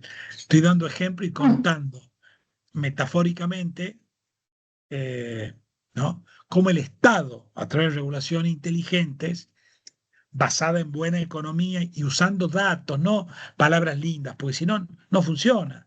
¿Sí? El riesgo con estas políticas que son difíciles de medir es que muchas veces lo que hace el Estado sacan normativas con palabras divinas, divinas, divinas, después no funciona. Vos tenés que fijarte más en los incentivos que las intenciones. Las intenciones funcionan en los grupos chicos, grupos de amigos, de colegas, ahí sí, porque sos poco, ¿no? Entonces, pero cuando querés regular mucha gente, confíen más en los incentivos, como lo vio Adam Smith, Hume y cualquier regulador razonable sabe. Necesitan buenos incentivos. ¿Sí? ¿Vos querés que los alumnos estudien? Calificá los exámenes. No, no, chicos, les ruego que estudien. Bueno, sí. Estudiar menos que si pones nota, ¿no? Bueno, trata de que haya que pagar por los recursos, que los empresarios tengan que pagar por los daños que causan. Pero pagar, no una cosa simbólica para quedar bien, ¿no? Pagar el daño que causan. Y hay mecanismos para aproximar eso. Hay veces que no se puede hacer. Hay algunos daños que requieren de nivel de cooperación para el cual el sistema jurídico político no tiene respuesta, ¿no? Lamentablemente. Usted manifiesta como el incentivo como una herramienta de resultado inmediato, digamos. Nosotros marcamos, pero pueden haber también herramientas que son a largo plazo y que modifican conductas, y eso también haría que todos pudiéramos disfrutar de Figueroa Alcorta sin tener que abonar. Por ejemplo. Digo, la educación. O sea, ya sé que llego a una utopía muy baja, muy generalizada, que todos queremos decir, todos tenemos que ser educados, cuidarlo, no ensuciar, no tirar la basura, pero considero que hay veces que el incentivo es algo rápido, ¿no? Como la multa. Yo te pongo la multa para que vos no excedas la velocidad y no cometas una infracción, pero en sí es para que no hagas tal cosa. El incentivo es... Yo puedo ya hacer cursos para que la gente no queme la caña en Tucumán, porque la gente quema la caña en Tucumán, daña un bien público, un bien comunal. Que el aire. Entonces, tira todos estos cositos que son como hollín, y ese hollín genera problemas respiratorios, que pueden ser graves en gente grande y chica, en bebés y ancianos. Al mismo tiempo, ese hollín cae en los ríos, mata a algunos peces, que son recursos valiosos y por ahí tienen valor por sí mismos también. Valoramos que haya fauna. Al mismo tiempo eso, bajo ciertas cantidades en ciertos lugares, genera como daño a la productividad agrícola también. Entonces, y además también genera ciertos problemas de funcionamiento en máquinas, ¿no? Todo eso son costos, ¿no? Está bien. Si usted cree que hablando a la gente, no, mire, La realidad es que el mercado es muy competitivo y la gente o quema caña o hace unos piletones enormes, los ingenios que salen como $1.000.000, más o menos, 2 o 3. Entonces, ¿qué hacen los ingenios? Los que pueden, queman caña. Sí, hay algunos que no, pero más seguro es meter un impuesto, una multa, ¿no? Tenés que buscar el mecanismo. El equilibrio. Siempre, he visto que en toda la narración de usted se ha manejado siempre a que llega siempre a encontrar el equilibrio en todo para que funcione. O sea, lo público Yo estoy funciona. seguro es que no estoy hablando en contra de lo público, al revés. Estoy hablando a favor de lo público bien usado. En vez de hacer exposiciones lacrimógenas llenas de sensibilidad que nadie cumple, bueno, decir, muchachos, son 16 ingenios. ¿Saben qué? Vamos a hacer una serie de incentivos grandes. Primero vamos a informar con nombre y apellido, de modo público, quién está haciendo qué. Entonces usted va a incorporar en su renombre, vamos a ver si la gente empieza a... Y eso se ha hecho con mucho éxito en Europa. Vos querés ser millonario, ¿no? Ok, sélo, pero tenés que ser, para ser millonario tenés que ayudar al prójimo. No puede ser a costa, ¿no? Entonces tenés que pagarlo, ¿no? Entonces se ponen al lado de cada industria con nombre y apellido, se ponen calaveritas y colores, ¿no? Verde, muy bien, naranja, rojo, negro calavera. Entonces es un mecanismo muy bueno para internalizar, se llama eso. Le pones el costo a quien hace las cosas, ¿no? También podés poner, si es que tenés facultades para medirlo, esto es fácil. Vos podés poner multas muy serias con alta probabilidad, con alto nivel de... Y también puedes poner impuestos también, ¿no? Puedes poner, señor, yo por cada tonelada que usted tiene que pagarla. O sea, ahí hay que ver, depende de la actividad. Lo que vos tenés que buscar es qué es lo que mejor funciona para proteger el ambiente. Sin ningún tipo de amor por la herramienta o ideología, para mí, si te interesa la eficiencia. Si no te interesa la eficiencia, bueno, tendrás que discutir otros parámetros. Yo del momento 01 dije, estamos ofreciendo un punto de vista, una herramienta. Estamos tratando de pensar cómo minimizar el daño que nos causamos entre todos. Ahora, puede ser que haya gente que prefiere incrementar el daño y lograr otras metas. Puede ser, porque no hay una respuesta científica para las preferencias. Las preferencias son como los gustos. Hay gente que gusta la pizza y otro el asado. Ahora, si a vos te interesa lograr minimizar esto, el daño que nos causamos, el deterioro que, ¿no? En este punto, ya sabemos algunas cosas. Para los problemas ambientales que involucran a mucha gente, bueno, la propiedad privada no funciona. Para por los problemas en general, de costos, externalidades, ¿no? De tragedias comunes. Que definir la propiedad es muy difícil porque no son bienes privados puros. Lamentablemente, la propiedad privada, lamentablemente, porque es barata la propiedad privada en general, porque la misma gente la defiende, ¿sí? Y como la defiende, el otro sabe, entonces tenemos que ir a otros esquemas, ¿no? Y la verdad que los esquemas cooperativos pueden funcionar, pero también tienen un límite. Sociedades anónimas, cooperativas, cuando se vuelve muy grande, esa regulación, autorregulación no alcanza, está el Estado, está la propiedad pública ahí, que puede tener distintos grados también. Hay algún puede ser la propiedad donde funcione más incentivo de mercado, puede ser la propiedad donde hay más, digamos, lo que se llama regulaciones de comando y control, donde vos directamente definís los usos, la tecnología. A veces eso funciona también, ¿eh? A veces eso funciona. Si definir la tecnología es barato y controlar el uso de la tecnología es barato, y tenés buena información, y la industria es muy homogénea en el sentido de que todos con la misma tecnología funciona, ahí se tienen que dar varias condiciones, pero a veces se dan, a veces se dan. Hay muchas decisiones que son binarias. Bueno, usted, como se hizo acá en Buenos Aires, cuando yo era chico, la gente tiraba la basura por una especie de incineradores, eso generaba unos hollines espantosos. No se prohibió, hay cosas que tienen que estar prohibidas y punto, ¿no? ¿Eh? Pero digo que ya estamos encontrando la racionalidad en la propiedad pública. La propiedad pública desde la economía es que es por defecto, es cuando los privados no pueden cooperar para resolver problemas de mal uso y asignación de recursos, como por ejemplo el caso ambiental, que es un buen ejemplo, porque tenemos casos de bienes públicos, ¿no? O, por supuesto, hay falla de mercado de otro tipo, ¿no? Que hace necesario que el Estado provea ciertos servicios, ¿no? También porque hay algunos bienes, como por ejemplo calles, o por ejemplo rutas, o por ejemplo los límites de una sociedad medieval, para dar un ejemplo, ¿no? Donde, bueno, así, fragmentar eso en muchos propietarios tiene muchos costos de ejecución. Entonces, por más que quisieras, eso es de todos, ¿no? Por supuesto que algo sea de todos genera un problema, porque ahí tenés que ir a procedimientos de decisión colectiva.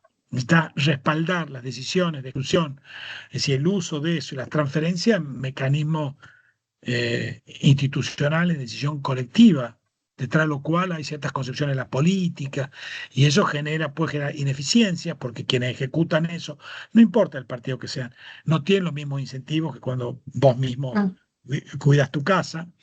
Por otra parte, muchas veces hay problemas de información, la gente quiere A, el político quiere B, o la burocracia tiene sus propios incentivos.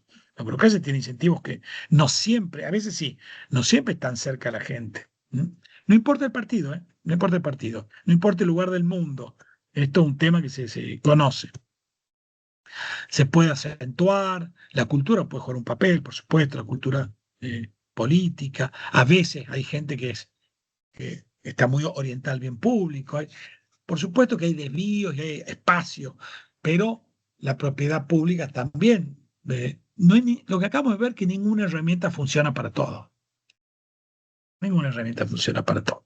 A veces la propiedad pública puede servir para acercar otras metas distintas a la que en la concepción amplia son eficientes. Tal vez yo prefiero tener un teatro municipal, porque si yo privatizo el teatro, seguro que el teatro, en principio, va a obtener mejor rendimiento, pero tal vez yo quiero el teatro municipal para darle lugar a los chicos del barrio que puedan actuar, que hacer sus obras, ¿no? Representar expresiones locales que no tendrían, ¿no? Sí, hay algunas cosas que son valiosas y que no tienen precio, incluyendo algunas manifestaciones culturales o lograr, por ejemplo, acceso a todo eso se puede hacer subsidiando, pero por ahí tal vez también se puede lograr mayores niveles o tasas de acceso a ciertos bienes que consideramos importantes, como la cultura, la educación u otras cosas. Y imagínense que acá abre la puerta a montones de temas que son complicados. Pero lo interesante del asunto, me parece, es que tenemos una descripción bastante aceptada por todo el mundo acá, ¿no? Todo el mundo acepta esto. Todo el mundo de diferentes visiones de la política acepta todo esto que acabo de hacer. Es muy conocido entre gente sofisticada en filosofía o en derecho o en economía. Y esto sí nos permite por lo menos descartar malas soluciones, acercar otras y tener una caja de herramientas para pensar mejor. Concluir es más difícil porque a veces hay que acercarse a los problemas desde más puntos de vista. Estimados colegas, qué placer ha sido. Muchas gracias, yo le agradezco mucho. Ahí puse algunas cosas para seguir en el foro. La semana que viene vamos a ver conmigo daños, que es muy difícil, así que les pido que estén con la cabeza muy despejada porque ahí salen chispas, pero no hay modo de hacerlo fácil. Yo lo hago muy fácil, soy famoso por hacerlo fácil, pero un poquito más técnico, pero al final todo el mundo entiende de todo, así que nos vemos la semana que viene y seguimos en contacto vía el foro. Les mando un gran saludo. Gracias. Muchas Buenas tardes, gracias. que tengan buenas tardes. Buenas Adiós. tardes. Gracias, doctor. Chau, Buenas chau. tardes. Saludos. Gracias, Gracias, doctor. buenas tardes. Hasta luego. Gracias.